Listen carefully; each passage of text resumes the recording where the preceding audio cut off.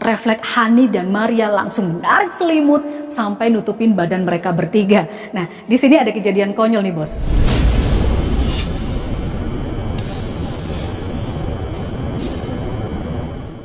Halo guys, Assalamualaikum warahmatullahi wabarakatuh. Selamat datang di Ruang Cerita, ruang tempat kamu bebas bercerita apa aja.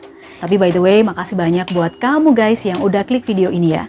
Ya, di video kali ini aku akan ceritain sebuah kisah horor dari salah satu temenku. Sebut aja namanya Hani. Ini adalah nama panggilan dia sehari-hari. Waktu itu, dia bersama 5 orang temannya itu punya pengalaman horor yang seru banget. Kejadiannya di sebuah kos-kosan, di sebuah kota yang namanya kita samarkan ya, kota B, dan lokasinya di Jawa Timur.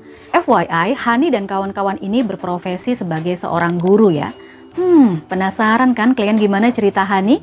Ya udah, buat yang hobi dengerin cerita horor tentang kos-kosan, gak usah nunggu lama-lama, langsung aja kita masuk kemana? Ya, ke ceritanya.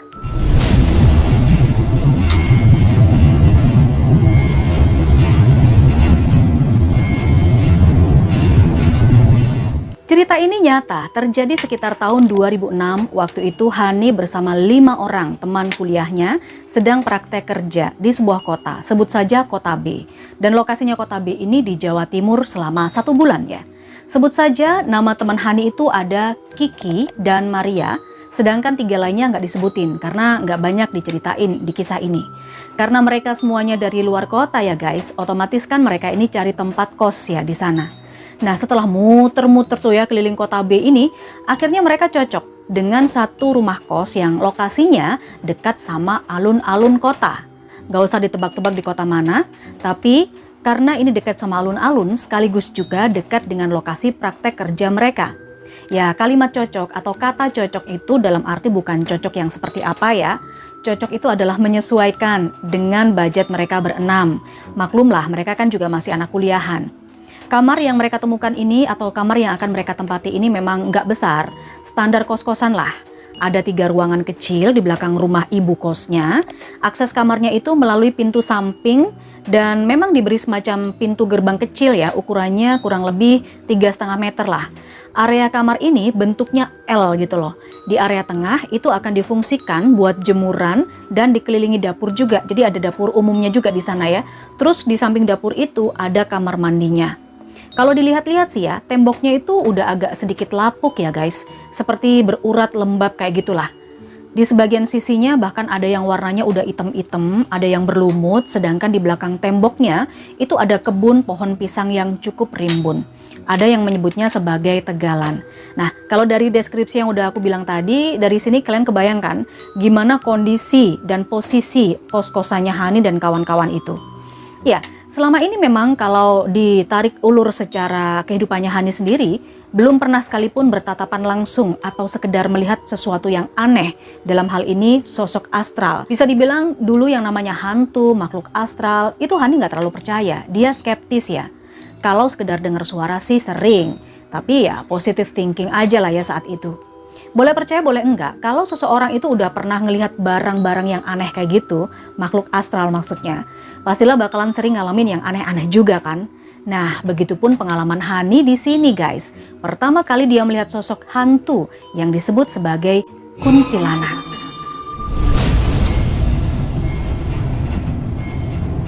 Oke, kita kembali ke ceritanya Hani.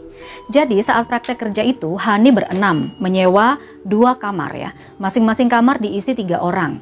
Hani kebagian sekamar dengan Kiki dan Maria. Sedangkan 3 orang teman lainnya ada di sebelah kamar mereka. Selama mereka bareng-bareng di situ itu nggak pernah ngerasa ada yang aneh. Padahal kadang serem juga ya, saat tahu kalau belakang kos-kosan mereka itu kebun pisang yang rimbun. Apalagi sering banget di hampir setiap malam sebenarnya mereka mendengar suara kereta kuda yang lewat. Tapi ya mereka berenam tetap cuek dan positive thinking aja. Ya mungkin ya itu pedagang tahu tek-tek, tahu keliling, atau pedagang nasi goreng. Ya meskipun nggak masuk akal juga sih. Ya oke, singkat cerita setelah hampir 1 minggu mereka ngekos bareng di sana, entah kenapa hanya Hani aja tuh yang sering banget begadang sampai nggak bisa tidur. Akhirnya buat menghilangkan kegabutan, ada aja yang dia lakukan. Mulai dari sholat malam, kadang-kadang dia nyuci lah malam-malam, nyuci baju, setrika, nonton TV, dan lain sebagainya. Pokoknya aktivitas biar dia nggak gabut kalau nggak bisa tidur. Depan kamar Hani itu memang ada semacam tirai bambu yang menjadi batas antara jemuran sama teras kamar. Jadi kalau orang Jawa bilang itu namanya kere ya guys ya. Selain pembatas, fungsi kere itu juga membuat nahan air hujan tuh kalau pas hujan biar nggak masuk ke teras depan kamar. Nah, kejadian di suatu malam, Hani berencana ambil jemuran di depan kamarnya, ya kan, yang ada kerenya tadi. Belum tengah malam juga sih. Waktu itu, Hani bersama Maria karena Kiki pas lagi keluar. Jamnya sekitar jam 8 atau jam 9 malam, berarti kan belum masuk ke tengah malam ya. Hani buka pintu kamar, otomatis dia bisa lihat tirai bambu atau kere di depan kamarnya dong ya. Nah, jemurannya sendiri itu ada di balik tirai bambu itu, di balik kere itu. Tiba-tiba samar-samar Hani melihat ke balik tirai bambu, di situ ada sosok siluet wanita berbaju putih berdiri menyamping, bos. Ya memang gak menghadap ke kamar ya.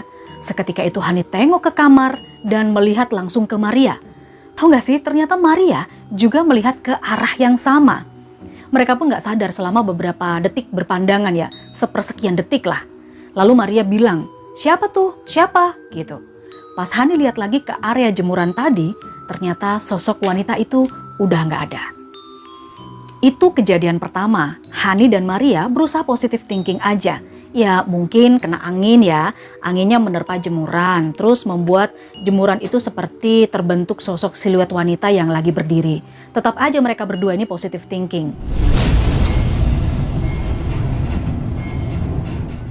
Nah, di hari berikutnya saat itu jam 7 malam, Maria dan Kiki udah tertidur lelap aja di kamar. Tumben-tumbenan masih sore udah pada tidur ya.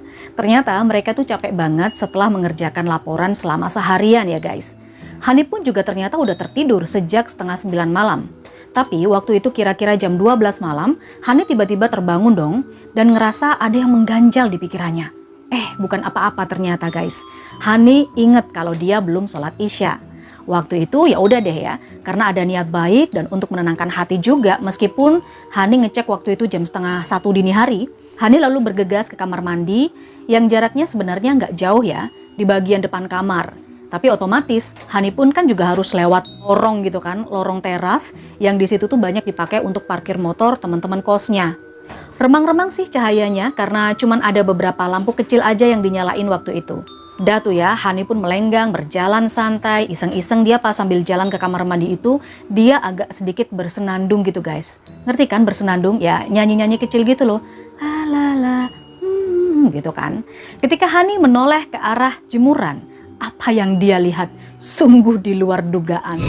Di sana ada sesosok wanita berbaju serba putih dengan terurai rambut panjangnya, kira-kira sebokong lah ya. Hani lihat dia. Waktu itu wanitanya sedang menggantung di teras depan kamar mereka. Hani waktu itu sempat kucek-kucek mata. Dia mencoba untuk melihat dengan memelototinya karena ya mungkin itu bisa jadi halusinasinya aja.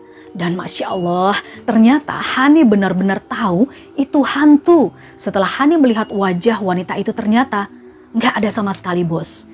Jadi wajah wanita itu pucat banget, tanpa ada mata, tanpa ada mulut, tanpa ada hidung, kosong. Hani nge-freeze dong waktu itu, dia kaku gak bisa teriak, gak bisa berkata apa-apa. Langsung deh dalam hati dia baca-baca doa. Sepersekian detik badannya lalu bisa gerak, tapi anehnya dia bukannya justru lari ke kamar, dia malah cepat-cepat masuk ke kamar mandi. Buat apa coba? Buat wudhu. Tapi ya wudhu pun sekenanya aja ya guys ya, sambil sekali-sekali dia ngeliat ke belakang. Siapa tahu hantunya ngikutin dia gitu kan.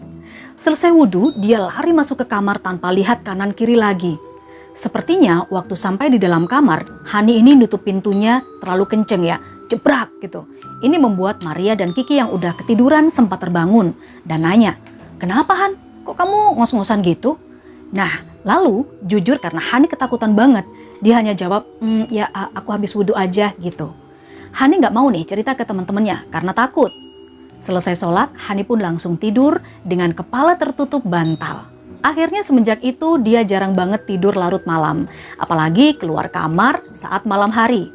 Kalaupun tidur, dia harus sudah sholat, sudah harus ke kamar mandi, sudah harus buang air kecil, sudah harus bersih-bersih badan, pokoknya tinggal tidur aja. Dia nggak akan keluar kalau nggak benar-benar kepaksa. Terus apakah teror di kos-kosan ini selesai? Nggak bos, nggak guys, belum, masih ada lagi. Tapi aku mau minum dulu ya, sebentar. Iya, teror sosok ini nggak hanya sampai di situ aja. Suatu malam, mereka bertiga entah kenapa terlibat obrolan seru sebelum tidur. Dari A sampai Z, nggak tahu siapa aja tuh yang digibahin. Mulai dari cerita soal pacar masing-masing lah, sampai ngomongin dosen, ngomongin tugas. Nggak kerasa, jam menunjukkan jam 12 malam. Kelihatannya Kiki udah mulai ngantuk ya. Sedangkan Hani dan Maria masih ngoceh aja tuh. Kebayangkan kalian gimana obrolan anak-anak kos sebelum tidur, roommate gitu, apalagi kalau sekamar bertiga. Kondisinya saat itu lampu kamar sengaja dimatiin sama mereka. Ya meskipun masih agak remang-remang gitu ya, karena terkena biasan lampu teras dari luar. Di tengah-tengah obrolan mereka, seketika udara di kamar itu kok tiba-tiba panas, gerah. Padahal lampu kan udah dimatiin ya. Kiki yang sambil merem karena udah ngantuk waktu itu minta tolong nih ke Maria. Maria, tolong dong nyalain kipasnya, gerah nih. Gitu kata Kiki.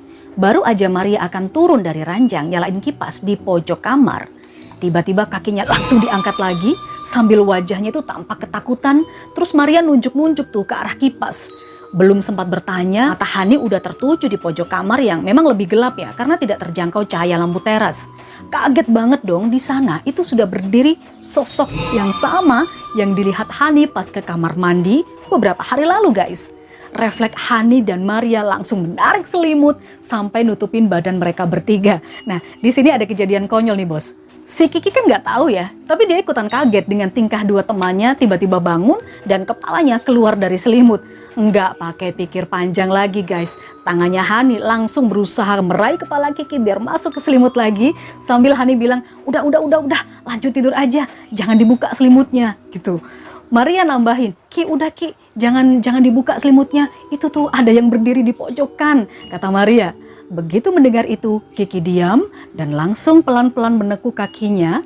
Alhasil malam itu mereka bertiga tidur melungker kayak orang kedinginan yang masuk dalam selimut gitu bos. Karena hampir setiap malam mereka ketakutan, pada akhirnya Hani dan kawan-kawan ini memutuskan untuk pindah ke kamar sebelah yang dihuni oleh 3 teman lainnya. Jadi mereka sekamar tidur berenam sampai praktek kerja selesai. Mulai dari kejadian itu, Hani jadi sering banget merasakan sesuatu ketika datang ke tempat baru. Kejadian ini berdasarkan cerita nyata yang dialami sendiri oleh Hani. Oke guys, itu tadi ya sebuah kisah horor dari temenku yang namanya Hani dan dia ini berprofesi sebagai seorang guru. Ini adalah pengalamannya saat praktek kerja waktu beberapa tahun lalu. Buat kamu juga guys yang punya cerita-cerita horor bisa juga dibagikan lewat email dan juga WhatsApp. Cek di kolom deskripsi ya. Oke, jangan lupa bantu dukung channel ini berkembang dengan kasih like, jempol ke atas, subscribe, dan klik lonceng notifikasinya. Karena aku nggak sabar buat ketemu kalian lagi dengan cerita-cerita baru yang lainnya. Wassalamualaikum warahmatullahi wabarakatuh. Bye-bye.